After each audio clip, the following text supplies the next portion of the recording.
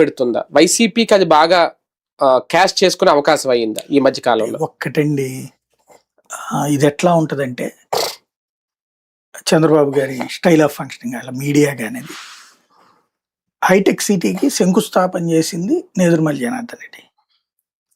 ఓ building కట్టింది చంద్రబాబు, మిగతా అది మొత్తం కట్టింది రాజశేఖర రెడ్డి, ఆ తర్వాత వచ్చినటువంటి కేసీఆర్.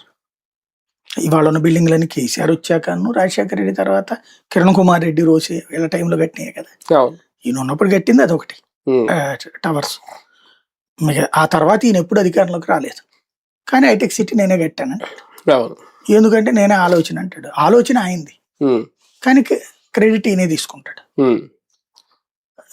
అదేమంటే ఆ బిల్లు శంకుస్థాపన చేసినోడు కాదు, ఫస్ట్ నేను పెట్టాను కాబట్టి అది మళ్ళీ మిగతా వాళ్ళకి ఆ ఛాన్స్ ఇదే.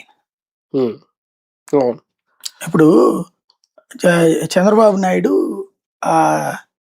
దాని పేరేంటి, ఫ్లైఓవర్, విజయవాడ కనకదుర్గ ఫ్లైఓవర్, బెన్సిరెడ్డి ఫ్లైఓవర్ స్టార్ట్ చేశారు. ఆ తర్వాత ఈయన వల్ల కాలేదు కదా, పూర్తి కాలేదు కదా, గొడవలు కూడా అయినాయి కదా. జగన్ వచ్చి పూర్తి చేశాడు కదా, మరి క్రెడిట్ జగన్కి ఇస్తారా? మాదే క్రెడిట్ అంటారుగా, చంద్రబాబు విజన్ అని అంటారు కదా.